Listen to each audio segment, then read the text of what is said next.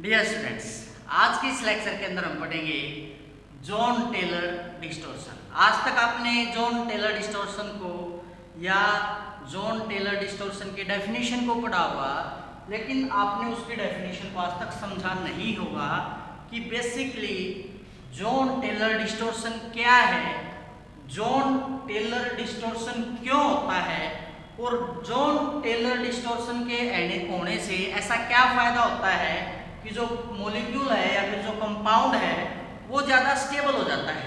तो basically John Teller distortion जो phenomena है आज तक आपने पढ़ा होगा वो यूज होता है टू रिमूव डिजनरेशन, ठीक है, या फिर हम बोल सकते हैं टू इंक्रीज इलेक्ट्रॉनिक डिजनरेशन। उसके लिए क्या यूज किया जाता है, जॉन टेलर डिस्टॉर्शन। लेकिन यहाँ पर एक क्वेश्चन आता है कि सर जॉन टेलर डिस्टॉर्शन होता ही क्यों है, कि अगर कोई मॉलिक्यूल डिजनरेसी के अंदर है तो उससे क्या नुकसान है किसी मॉलिक्यूल को, उससे चेंजिंग अगर आती है तो वो मॉलिक्यूल ज़्यादा स्टेबल कैसे हो जाता है। ये सारी बातें जो है बेसिकली आज के इस लेक्चर के अंदर हम डिस्कस करेंगे।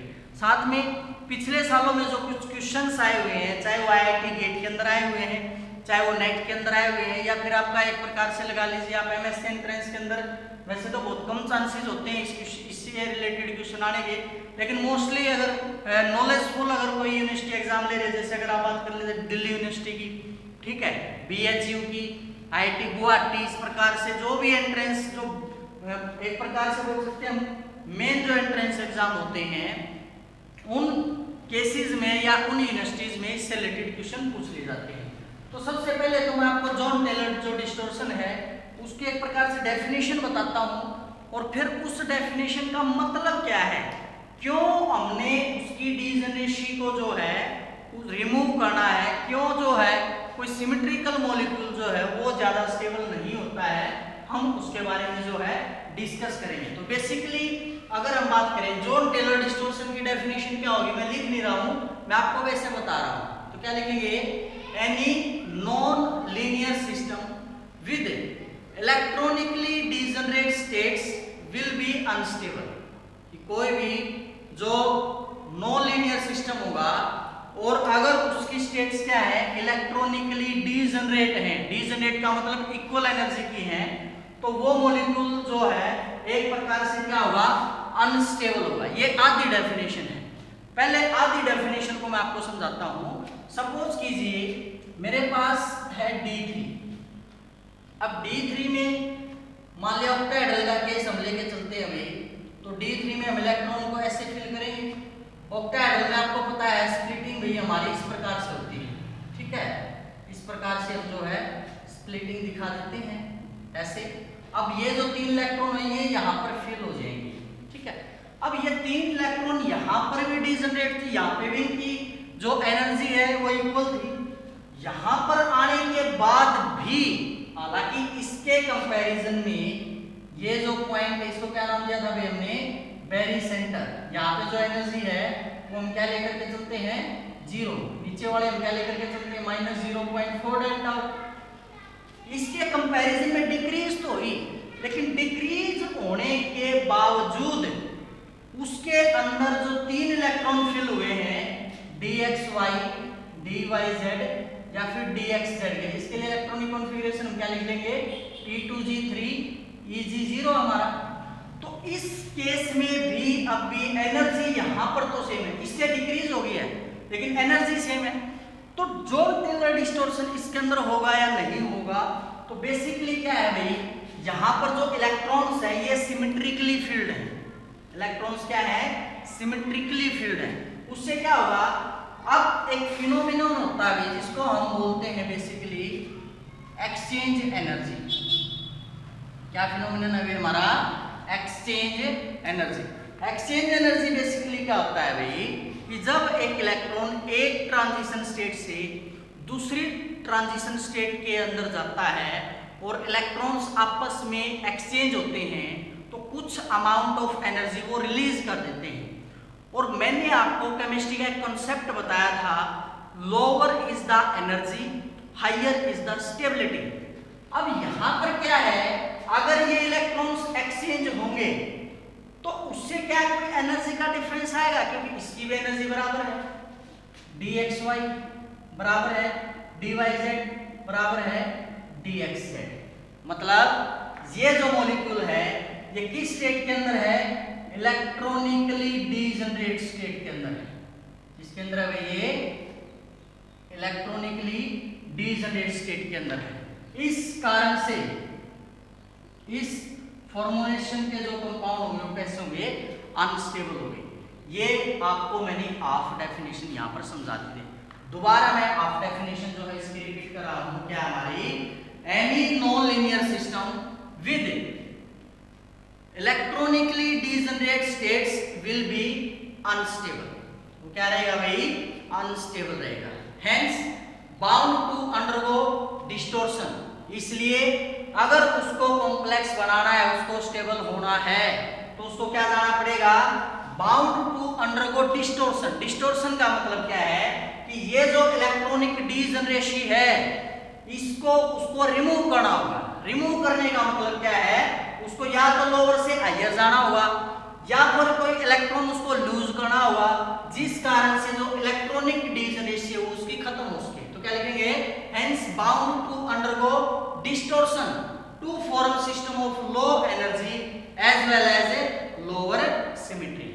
कि जो सिस्टम हमारा बने, डिस्टोर्शन जब हो जाए तो एक ऐसा सिस्टम हमारा बन पाए जिसकी एनर्जी क्या हो, लोअर हो, और जिसकी सिमेट्री हो वो भी क्या हो, लोअर। अगर इस केस में देखेंगे हमारी सिमेट्री भी ज्यादा है और जो एनर्जी है लोअर तो थी, लेकिन एक्सचेंज ना हो पाने के कारण क्या है, उसकी एनर्जी जो है इतना ज्यादा डिफरेंस नहीं आ रहा था। इसको आप एक बात से और समझिए। अगर आपने क्रोमियम का एटॉमिक नंबर याद है, क्या होता है 24, इलेक्ट्रॉनिक कॉन्फ़िगरेशन लेते हैं आर्गन 18, 4s1 3d5, ये शो करता है क्रोमियम। लेकिन क्रोमियम की अगर आपने एक्सपेक्टेड इलेक्ट्रॉनिक कॉन्फ़िगरेशन पढ़ी हो, एक्सपेक्टेड में क्या था भाई, क्रोमियम शो करता है आर्गन 18, 4s2 3d4। तो यहां पर क्वेश्चन आता है कि सर शो इसको ये करनी थी लेकिन शो ये कर रहा है 4s1 3d5। तो इसका रीजन क्या है, अगर वो 3d4 शो करता है ऐसे 3d4 1 2 3 4 और एक वो शो करता है 3d5, ये मैं बिफोर कॉम्प्लेक्स फॉर्मेशन की बात कर रहा हूं भाई, आफ्टर कॉम्प्लेक्स फॉर्मेशन की बात नहीं कर रहा हूं।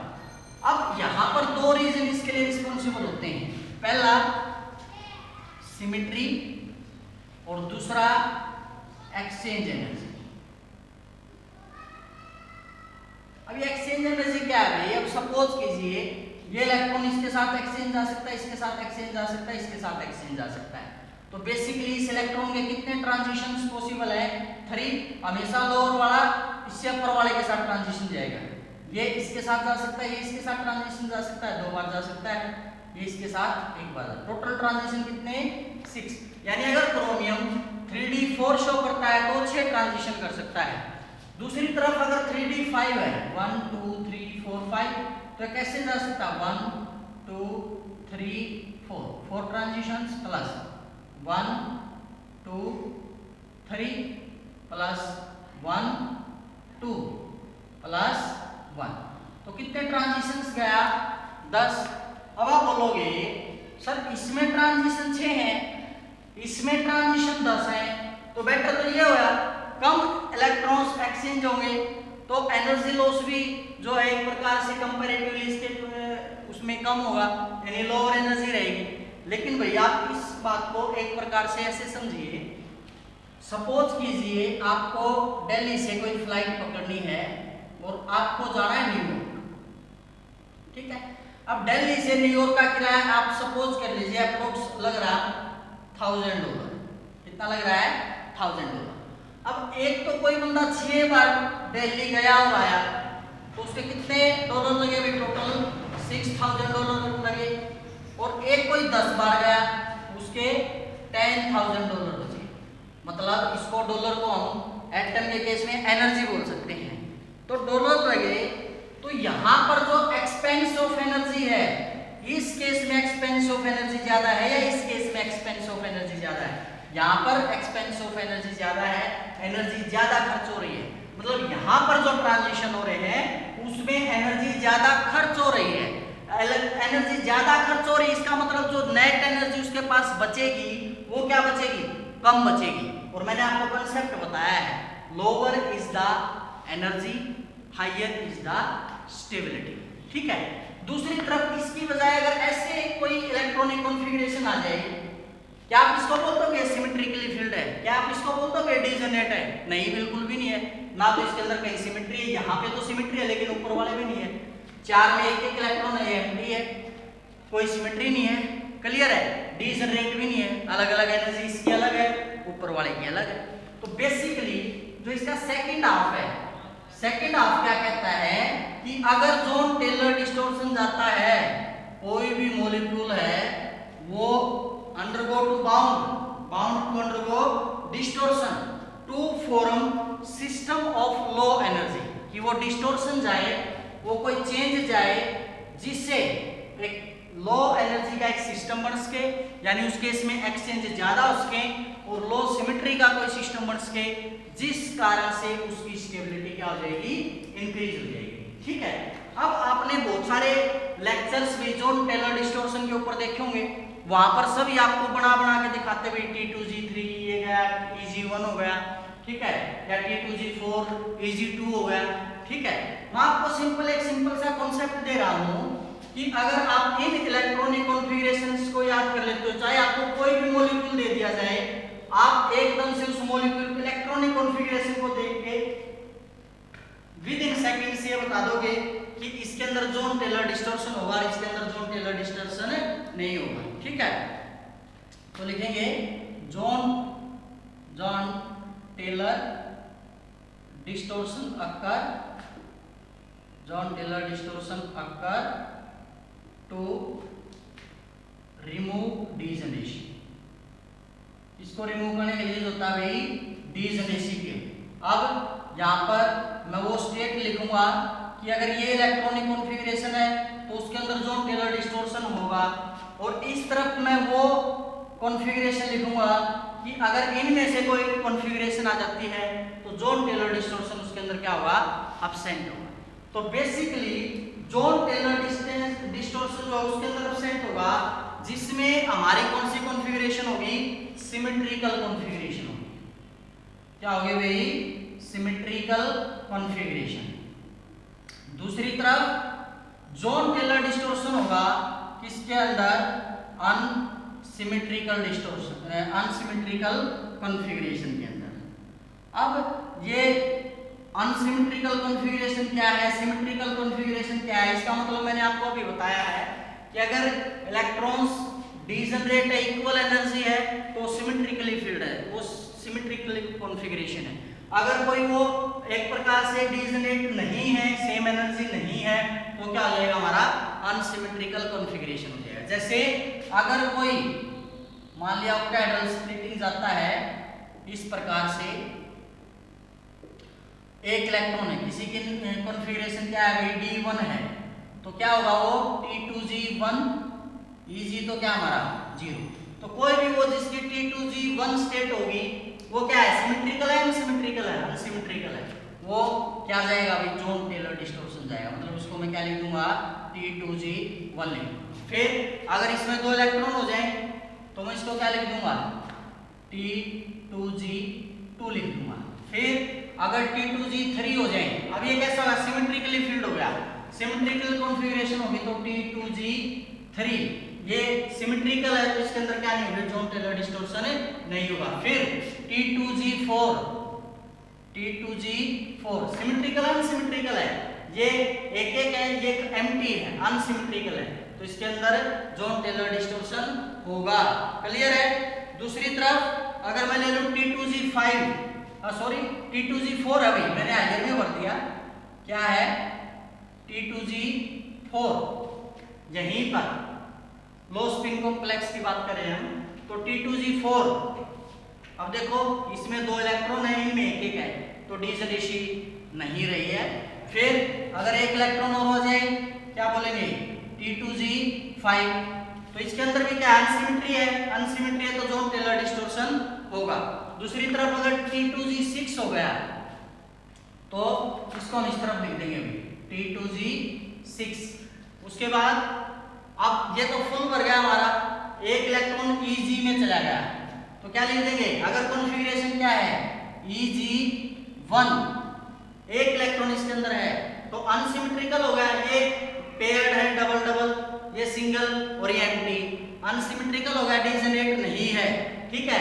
फिर उसके बाद अगर एक और इलेक्ट्रॉन यहाँ पर हो जाए यानी अब क्या होगी कॉन्फ़िगरेशन Eg2, तो Eg2 ये क्या है हाई स्पिन, Eg2 सिमेट्रिकल है, अगर स्टेट कैसी हो हाई स्पिन हो तो उसके अंदर क्या रहेगा भाई अब्सेंट रहेगा, ठीक है। उसके बाद Eg3, अब तो देखो एक एक था इलेक्ट्रॉन, इक्वल एनर्जी थी, लेकिन जब इसमें Eg3 हो गया Eg3 तो देखिए आप ये दो इलेक्ट्रॉन है, इसके अंदर एक इलेक्ट्रॉन है, डीजनरेशन नहीं रही है, रिमूव, ठीक है। तो इसके अंदर क्या होगा जोन टेलर डिस्टॉर्शन होगा, ठीक है। अगर Eg4 हो जाता है, क्या हो जाता है Eg4, तो उस केस में क्या नहीं होगा भाई हमारा जोन टेलर डिस्टॉर्शन नहीं होगा। तो आई थिंक आपको भाई ये बहुत अच्छे से क्लियर हो गया होगा कि जो जोन टेलर डिस्टॉर्शन है वो क्या होगा, अच्छे से जो आप क्या बोल सकते हो किसके अंदर होगा और किसके अंदर नहीं होगा। यहाँ पर एक बहुत इंपॉर्टेंट बात आती है, अगर कोई इलेक्ट्रॉनिक कॉन्फ़िगरेशन दे दे Eg2 की, क्या दे दे इलेक्ट्रॉनिक कॉन्फ़िगरेशन Eg2 की, लेकिन हाई स्पिन की बजाय क्या लिख दे लो स्पिन, कॉम्प्लेक्स कैसा बना है Eg2 में लो स्पिन बन रहा है, तो वहां पर वो केस किसके अंदर काउंट करेंगे यहाँ पे अनसिमेट्रिकल के अंदर, यानी उसके अंदर जो टेलर जो डिस्टॉर्शन है वो होगा, ठीक है। अब हम जोन टेलर डिस्टॉर्शन को देखेंगे इसके अंदर Eg1 के अंदर स्टडी करेंगे हम, ठीक है। तो पहला केस लेकर के चल रहे हैं हम जोन टेलर डिस्टॉर्शन के लिए, हम लिखेंगे इसके लिए let's see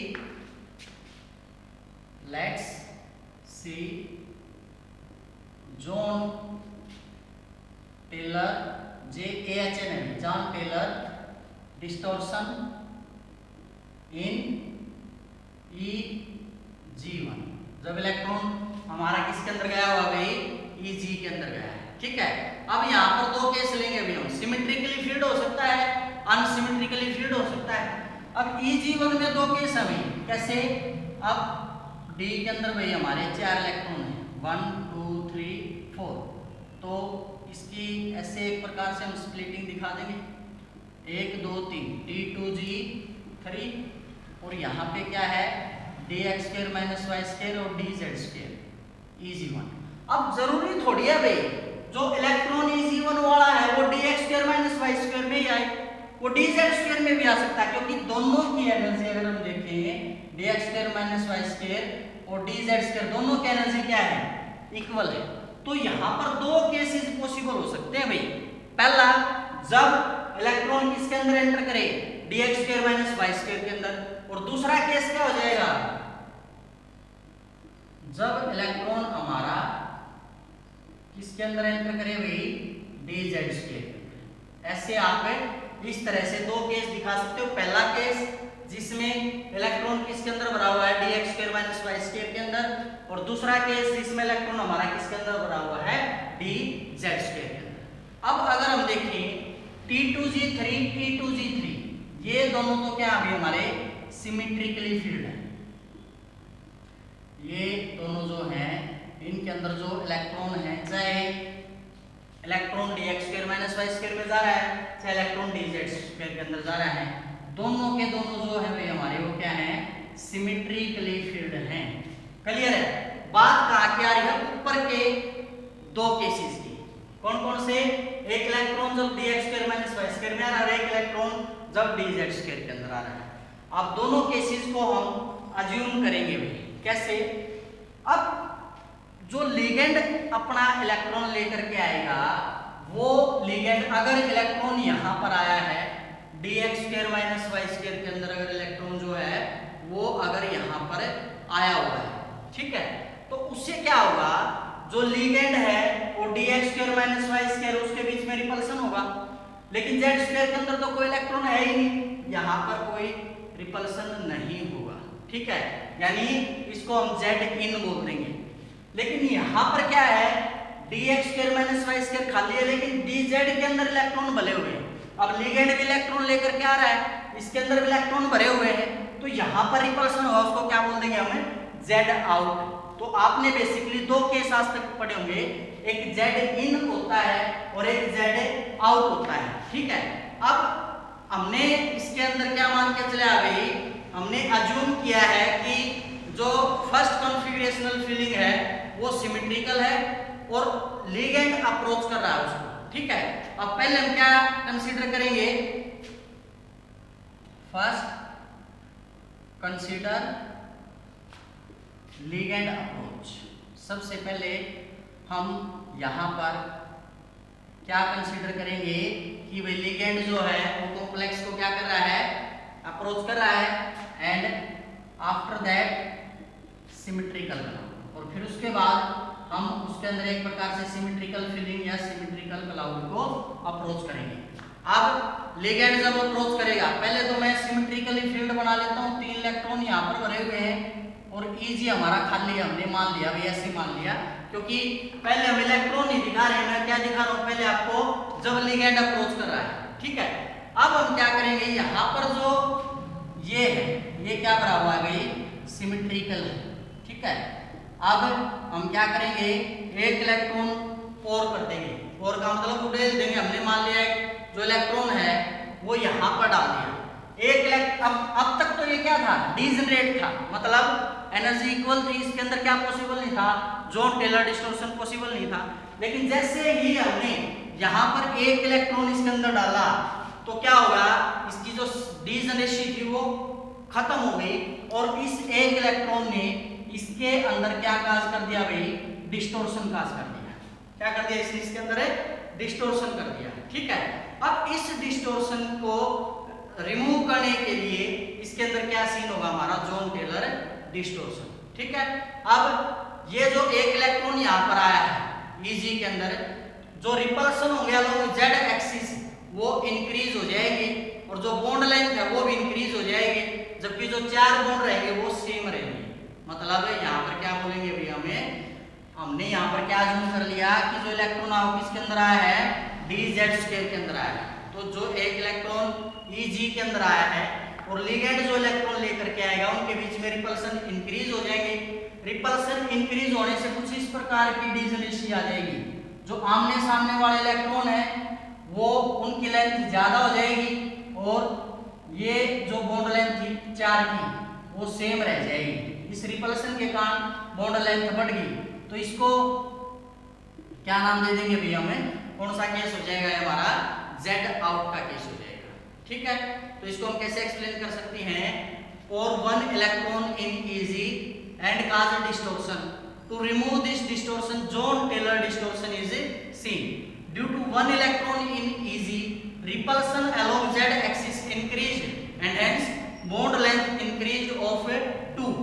इसकी बॉन्ड लेंथ बढ़ जाएगी 2 की, एंड रिमेनिंग 4, ये जो 4 के कारण जो बॉन्ड बढ़े वो क्या रहेंगे, सेम रहेंगे, ठीक है। अब इसके बाद दूसरा केस ऑटोमेटिक हुई, उसमें क्या हो जाएंगे, इन्वर्ट हो जाएगा सिस्टम, उसमें क्या आ जाएगा भी हमारा Z in आ जाएगा, ठीक है। अब डिस्टॉर्शन किस में स्ट्रॉन्ग होगा किस में वीक होगा वो हम देखेंगे। अब तक हमने क्या देखा था भाई, डिस्टॉर्शन होगा या नहीं होगा। अब हम ये देखेंगे कि डिस्टॉर्शन कौन से मॉलिक्यूल के अंदर या किस स्टेट के अंदर तो स्ट्रॉन्ग होगा, और किसके अंदर जो डिस्टॉर्शन है वो हमारा वीक होगा। अगर स्ट्रॉन्ग डिस्टॉर्शन की बात करें तो वो होगा भाई हमारा Eg1 Eg3 के अंदर। इसके अलावा अगर लो स्पिन बात की जाए तो उसमें भी क्या हो जाएगा हमारा Eg2 ले लेंगे, क्योंकि Eg2 वहां पे मैंने स्पेशल लिखवा था भाई लो स्पिन वाला, उसके अंदर हमारा जॉन टेलर डिस्टॉर्शन देखा गया था। तो ये क्या करेंगे भाई, डायरेक्ट एनकाउंटर लिगेंड, क्योंकि इन केसेस में जो लिगेंड के साथ अट्रैक्शन है वो डायरेक्ट होती है, जिस कारण से उसके अंदर स्ट्रॉन्ग एक प्रकार से जेट डिस्टॉर्शन जो है देखने को मिलता है। ठीक है, उसके बाद वीक किस में मिलेगा भाई, T2G1, T2G1, T2G2 और दूसरा T2G4, T2G5। इन चार के केस में जो जेट डिस्टॉर्शन होगा वो कैसा होगा भाई, वीक होगा। क्यों, इसमें तो क्या था, डायरेक्ट एनकाउंटर हो रहा था लिगेंड का, जबकि उस केस में हम क्या लिख देंगे, डू नॉट या no direct encounter with ligand. क्या लिख देंगे, no direct encounter with ligand. Clear है, आ जाएगा भाई।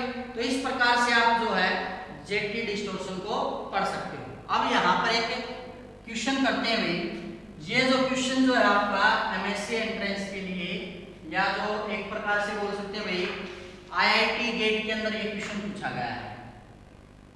इसके अंदर आया भाई क्वेश्चन हमारा आईआईटी गेट के अंदर। आईआईटी गेट के अंदर क्या क्वेश्चन पूछा गया है, जॉन टेलर डिस्टॉर्शन अक्कर, कि जो जॉन टेलर डिस्टॉर्शन है वो होता है, और आपको ऐसे जो है चार ऑप्शन दिए गए हैं, बताओ इनमें से कौन सा रीजन ऐसा है जिस कारण से क्या होता है, जॉन टेलर डिस्टॉर्शन होता है। ठीक है, तो इसका आंसर मैंने आपको वीडियो के स्टार्टिंग में ही बता दिया था। मान लिया थर्ड ऑप्शन है भाई, टू इंक्रीज इलेक्ट्रॉनिक डिजेनरेशन, ये जॉन टेलर डिस्टॉर्शन होता ही क्या है, ताकि वो इलेक्ट्रॉनिक डिजेनरेशन को क्या कर सके, बढ़ा सके, जिस कारण से उनकी जो सिस्टम की जो एनर्जी हो क्या आ सके, लोअर आ सके। ठीक है, इसी प्रकार से एक क्वेश्चन पूछा गया है CSIR नेट के अंदर जून 2011 के अंदर। ठीक है, इसमें एक क्वेश्चन डाला गया है, which of following is not a perfect octahedral, which of following, complex बोल दो या सिस्टम बोल दो, is not a perfect octahedron, कि कौन सा जो है, कौन से एग्जाम्पल के अंदर जो है आपको परफेक्ट ऑक्टाहेड्रल देखने को नहीं मिलेगा। तो इसमें एग्जाम्पल दे रखे हैं, मान लिया एक कॉम्प्लेक्स दे रखा है रोडियम का, ठीक है, ऑक्टाहेड्रॉन के केस में। एक कॉम्प्लेक्स दे रखा है CO के साथ, CO NH3 6 3 पॉजिटिव। एक दे रखा है भाई Cu NH3 6 2 पॉजिटिव, और एक दे रखा है भाई हमारा FeCN6 3 नेगेटिव। तो इन केसेस में आपको पता है भाई, अभी मैंने आपको बताया है जो जॉन टेलर डिस्टॉर्शन है किसके अंदर प्रेजेंट होगा, किसके अंदर प्रेजेंट नहीं होगा।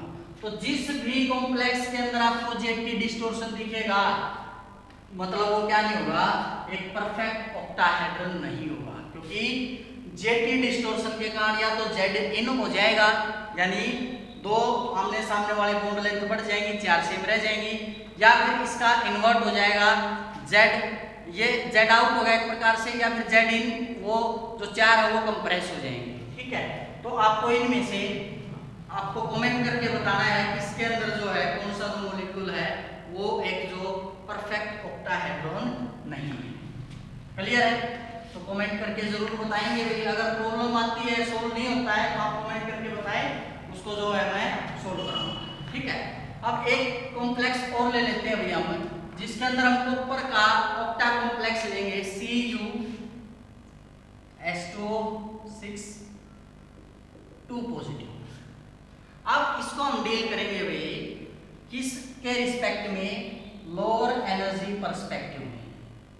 इसको जो देखेंगे भाई हम किसके रिस्पेक्ट में देखेंगे भाई, लोअर एनर्जी पर्सपेक्टिव की टर्म में हम जो है इस कॉम्प्लेक्स को स्टडी करेंगे। ठीक है, अब आपको पता है भाई इसकी कॉन्फ़िगरेशन क्या होगी हमारी, D9, क्योंकि कॉपर क्या होता है भाई, अगर किसी को कॉन्फ़िगरेशन नहीं आती तो भूल जाए, उसको ये कुछ समझ में आएगा। 4s1 3d10, कॉपर 2 पॉजिटिव में है, तो क्या हो जाएगा, R1 18 4s0 3d9, तो 3d9 में क्या होगा भाई हमारा T2G6 EG3। अब कौन सी स्टेट आ गई भाई, EG3, मतलब ये जो इजी है, इजी 3 किस केस में था भाई, अनसिमेट्रिकल में था, यानी इसके अंदर क्या हुआ, स्ट्रॉन्ग जेटी डिस्टोर्शन। क्या हुआ इसके अंदर है, स्ट्रॉन्ग जेटी डिस्टोर्शन। अब इसको हम क्या लेकर के चलेंगे कि भाई जब कॉपर 2 पॉजिटिव आयन को कितने लिगेंड्स अप्रोच करेंगे भाई, 6 लिगेंड्स अप्रोच करेंगे। कितने लिगेंड्स अप्रोच करेंगे भाई, 6 लिगेंड्स। तो क्या लिखेंगे, वह 6 ligands approach copper 2 positive ion, then Z out effect occur, it assume distortion does not occur। पहले तो हम क्या अज्यूम करेंगे, पहले तो हम वो केस लेके चलेंगे, हम मान लेंगे कि डिस्टोर्शन नहीं हुआ, ठीक है। First we assume distortion does not occur. अब कॉपर 2 पॉजिटिव आप कैसे दिखाओगे भाई, डी के अंदर हमारे क्या है, 9 है, इस प्रकार से 9 इलेक्ट्रॉन दिखा देंगे। स्प्लिटिंग हमारी कैसी होगी भाई, थोड़ा सा छोटा दिखा रहा हूँ इसको, 1 2 3 4 5 6 7 8 9, ठीक है। यहाँ पर जो एनर्जी थी हमारी क्या थी भाई, -0.4 डेल्टा, यहाँ पर जो एनर्जी थी भाई हमारी +0.6 डेल्टा। या फिर अगर इसके आगे की बात करें भाई, इससे आगे अगर स्प्लिटिंग होती है, अगर मैं नीचे वाले की एनर्जी निकालूं, अगर CFS से हम इसकी काउंट करें यहाँ तक, तो क्या होगा, -0.4 मल्टीप्लाई बाई 6 इलेक्ट्रॉन है, प्लस ऊपर हमारा +0.6 मल्टीप्लाई बाई 3, इसका कितना होगा, माइनस का 2.4, इसका कितना होगा 1.8, मतलब कितना आ गया, -0.6 डेल्टा हो।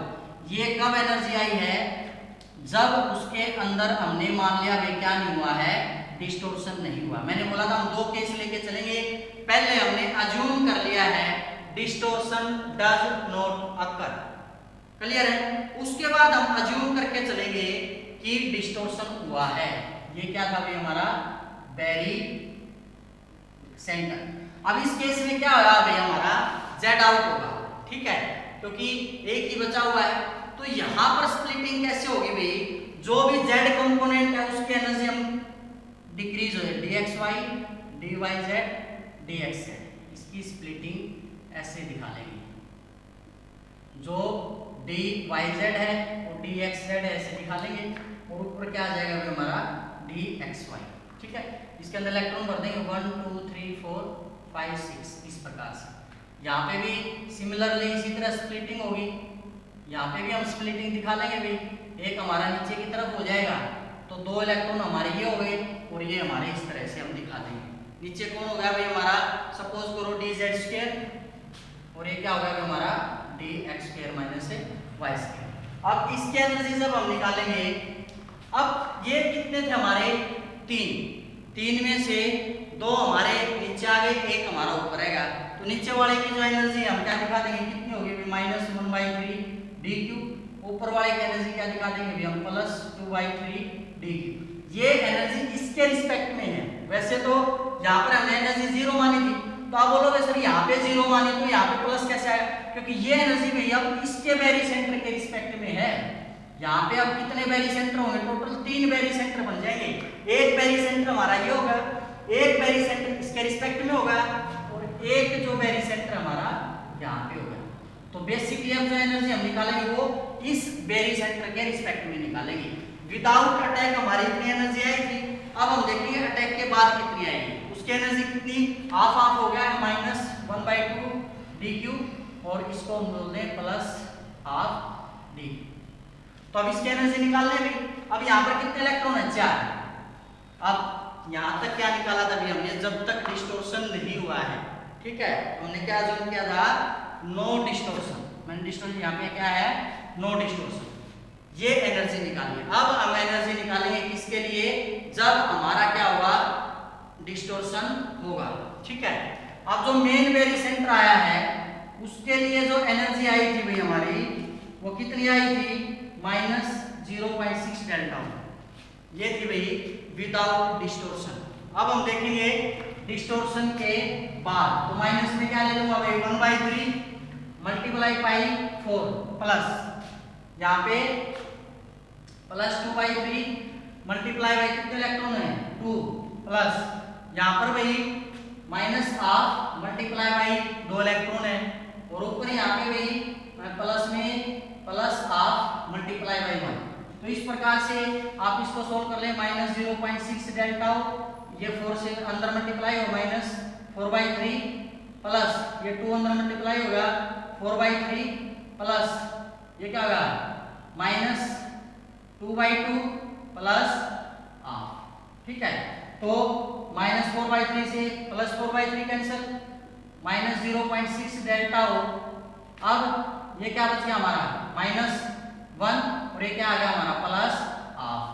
अब माइनस 1 प्लस हाफ कितना बच गया हमारा माइनस 0.6 डेल्टा हो माइनस का हाफ डी क्यू। ये हमारी एनर्जी आ गई आफ्टर डिस्टॉर्शन। अब ये भी एनर्जी थी और ये एनर्जी आफ्टर डिस्टॉर्शन आ गई, मतलब जो CFSE बिफोर डिस्टॉर्शन थी आफ्टर डिस्टॉर्शन वो एनर्जी और डिक्रीज होगी। कितनी डिक्रीज होगी हाफ डी क्यू। और मैंने बताया था आपको एक कॉन्सेप्ट है लोअर एनर्जी हायर स्टेबिलिटी। तो एनर्जी इसकी लोअर है या उसकी लोअर है, उसकी एनर्जी हमारी लोअर आई है। क्लियर है, तो यहाँ पर जो stability with respect to 3 main barycentre है इसकी हमने एनर्जी यहाँ पर निकाल दी है। तो उस कारण से वहां पर क्या होगा रिपल्सन घट जाएगा और स्प्लिटिंग एनर्जी भी चेंज हो जाएगी और स्टेबिलिटी जो हमारी क्या हो जाएगी इंक्रीज हो जाएगी। ठीक है, ये क्या था भाई हमारा ये जो एनर्जी है ये किसकी थी फर्स्ट बेरी सेंटर की, ये जो थी ये कौन सी थी सेकंड बेरी सेंटर की। ठीक है, और ये जो है ये किसकी है भाई हमारा थर्ड बेरी सेंटर। कई बार क्वेश्चन इसके अंदर से और डिटेल में भी डाल सकता है भाई कि आपको एनर्जी चेंज बताना with respect to only second barycentre और with respect to third barycentre, या फिर पजल करने के लिए सिंपल आपको बता तो देगा जेटी डिस्टॉर्शन और वो एनर्जी निकालो, लेकिन एनर्जी पूछ रहा है केवल मेन जो barycentre first barycentre उसके रिस्पेक्ट में, तो आपका आंसर उस टाइम पे केवल ये होगा। अगर सेकंड बेरी सेंटर के रिस्पेक्ट में पूछेगा तो इससे तो ये कैंसिल हो गया था, यही रहेगा, और थर्ड के रिस्पेक्ट में पूछेगा तो माइनस में हाफ डी। तो इस प्रकार से आप जो है भाई इसका जो है एनर्जी पर्सपेक्टिव की टर्म में जो आप पूछ सकते हो। क्लियर है, तो इस प्रकार से जो आपको क्वेश्चन भाई मिल सकता है। अब हम दूसरा इफेक्ट देखेंगे जेड आउट का। ठीक है, जेड आउट में क्या होगा but in Z out effect will be inverted. ये जो इफेक्ट है ये क्या हो जाएगा उल्टा हो जाएगा। कैसे, मतलब नीचे क्या था dy z dxz वो ऊपर आ जाएगा, dxy नीचे आ जाएगा।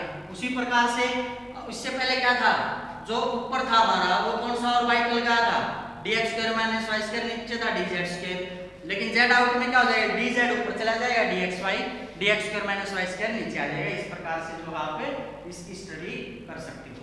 ठीक है, उसके बाद जो है इसके बाद आ जाती है हमारी एप्लीकेशन ऑफ जेटी डिस्टॉर्शन। आपको क्या बताना है भाई एप्लीकेशन बतानी है जॉन टेलर डिस्टॉर्शन की।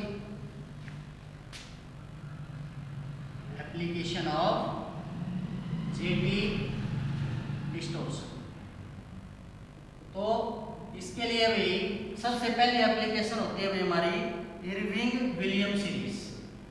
इससे हमें क्या ऑब्टेन होती है भाई इरविंग विलियम सीरीज। अब ये इरविंग विलियम सीरीज क्या होती है भाई हमारी मोस्ट स्टेबल कॉम्प्लेक्स जो फॉर्म होता है वो कौन सा होता है कॉपर 2 पॉजिटिव फॉर्म में। तो जो अभी मैंने आपको एनर्जी पर्सपेक्टिव की टर्म में समझाया। ठीक है, कॉपर जो हमेशा बाइवेलेंट बनाएगा, कॉपर क्या बनाएगा भाई बाइवेलेंट। मान लिया क्लोरीन के साथ है, सिंपली हम ले लेते हैं। मेन तो यहाँ पे हमने कॉन्फ़िगरेशन ही देखनी है भाई क्या होगी D9, या फिर क्या लिखता हूँ मैं 3D9। कॉपर के बाद मान लिया सिल्वर बनाता है भाई, सिल्वर भी बाइवेलेंट बनाता है, क्या बना देगा वो AgCl2। उस केस में क्या हो जाएगा भाई 4D9। इसी प्रकार से जो गोल्ड है भाई, ठीक है, गोल्ड भी क्या बनाता है बाइवेलेंट बनाता है, और क्या बनाता है वो CuCl2 5D9। अब सोचा क्या जाता है वो भी D9 है, ये भी D9 है, ये भी D9 है। ठीक है, मोस्ट स्टेबल जो है इस केस में अगर बात करें स्प्लिटिंग की, वो स्प्लिटिंग तो मैंने आपको बता दिया कैसे होगी कॉपर के केस में।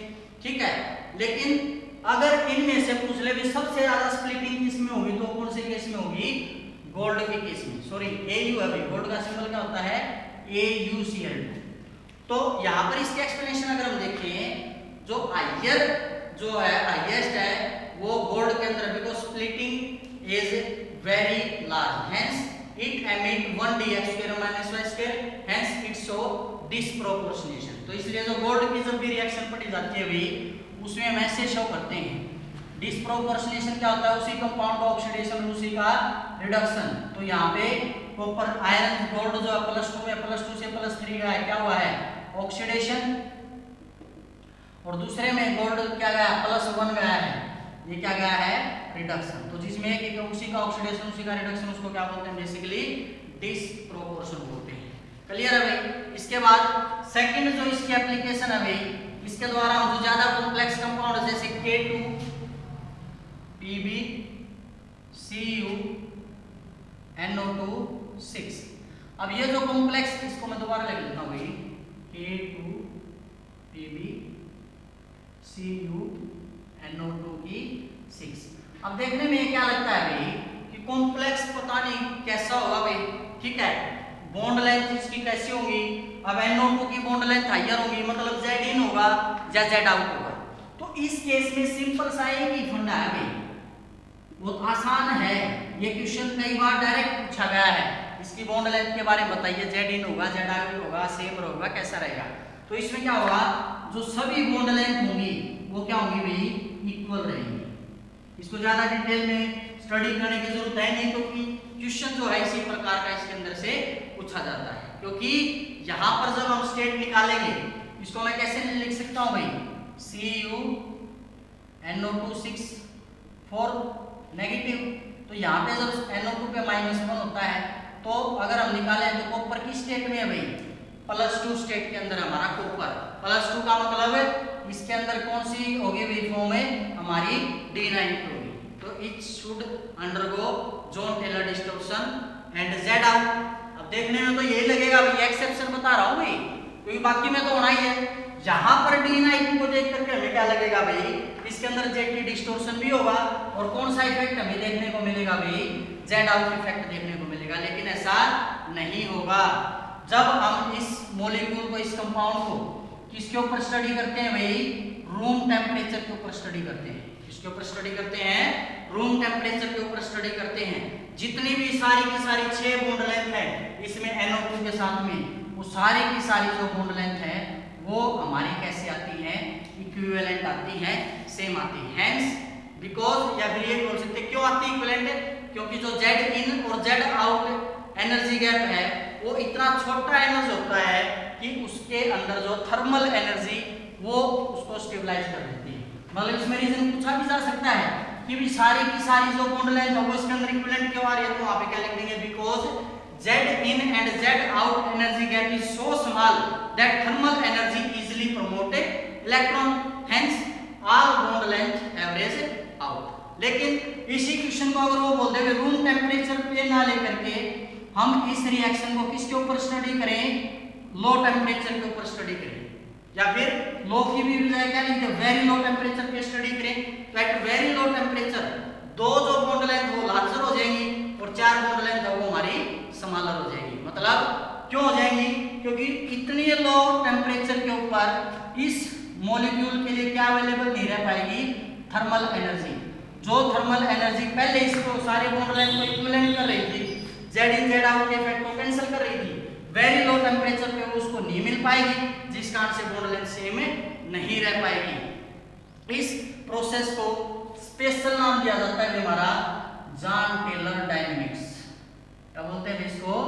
जॉन टेलर डायनेमिक्स बोला जाता है इसे प्रोसेस को। क्लियर है भाई? तो ये था आपका जेटी डिस्टॉर्शन। आई थिंक आपको बहुत अच्छे से समझ में आ रहा होगा। दूसरे स्टूडेंट्स को भी आप जोड़िए भी, चैनल की मेंबरशिप को ज्वाइन करें, ताकि जो आपका कोर्स है वो हम कोर्स स्मूथली रन कर सकें। जो एफर्ट हम लगा रहे हैं वो थोड़ा सा फ्रूटफुल हो इस लॉकडाउन के अंदर। तो आज के इस लेक्चर के अंदर इतना ही। Thank you.